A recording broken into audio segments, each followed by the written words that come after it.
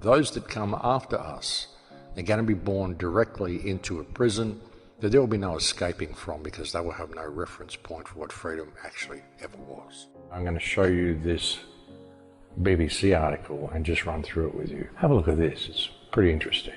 This is the BBC's own website. This is what will do to our offices and homes.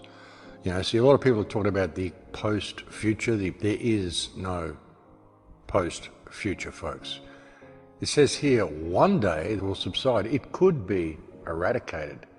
But even then, life will not simply return to the way it was before. Spurred on by the crisis, architects have been rethinking the buildings we inhabit. Okay, so you scroll down here. Meet Layla. Layla is of indeterminate race and age. It's 2025 and she works from home 4 days a week. It's been that way since the 2020 lockdown. Okay, they've been in lockdown since 2020 and it is now 2025. 6:30, she's on her way to work. Layla arrives at a building where she meets people, blah, blah, blah. Starting times of the company where she works are staggered to minimize the number of people arriving at the same time. No human contact. Her office days are mainly for meetings, gone are the days when she's head to work, blah, blah, blah. Blah, blah, blah, blah, blah. On the ground floor, Layla pauses in front of a thermal body scanner to check her temperature is normal. Today she is 36.5. She passes. A camera used for facial recognition identifies her as a staff member. A security barrier opens. At no point does she touch anything. Layla is on a contactless pathway. The lift to her office on the 4th floor is voice activated. Touchless technology has replaced grubby buttons. The maximum occupancy is 2.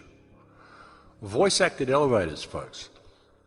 If you get locked out through social crediting, once it's all biometric and it's all run like this and it's all touchless, they know everything about you and everything you do and everything you say and everything you think.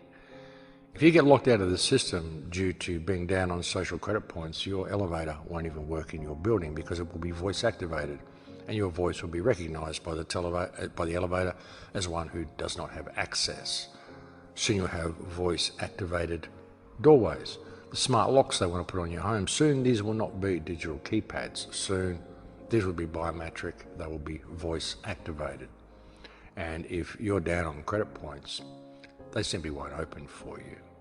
On the 4th floor, she walks down the corridor through the door. Both are wider than before to keep staff further apart and reduce the chances of being transmitted. Of course, that's what they say. No, it's just to keep you further apart.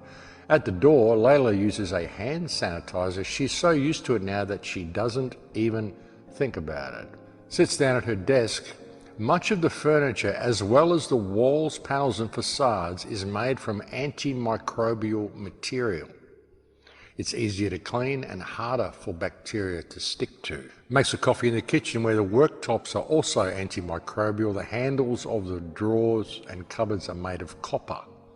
It's costly, but a naturally microbe repellent material. The air conditioning uses UV light to kill pathogens. It also reduces the humidity to help prevent germs multiplying, responding to a stream of data from sensors fixed around the building and wearable sensors used by the staff. Proximity meters, folks. Great stuff. Office is completely plain, blah, blah, blah. A whole bunch of propaganda here to let you know how she did with coping with it all. How she's only going to office once a week. Layla moved to the suburbs with a friend after the lockdown in 2020. When the lockdown came, she thought working from home would only last a few weeks and that she'd manage with a laptop on the kitchen table. But when weeks turned into months and months turned into years, she knew she would need a home office. When weeks turned into months and months turned into years. What do you think of your new normal, folks? And you think about it, folks, with voice-activated technology, voice-activated door locks and a social crediting system, they've managed to turn the entire world into a prison, every house into a prison cell that you're only allowed to leave when you're on your best behaviour. You're only allowed to leave when you're behaving the way the government says you must behave. No more freedom, folks. None of that. The entire world is now a prison and every house is now a prison cell. Great plan. Great plan, and the problem is that it is actually working, and it will work if people don't wake up to what is happening. I mean, this is really serious stuff. This is where they want to go with everything, folks. Total isolation, you working from home, no contact with anybody else, totally contactless work, no touching anything, no touching other people. It's been quite a change for Layla and millions like her.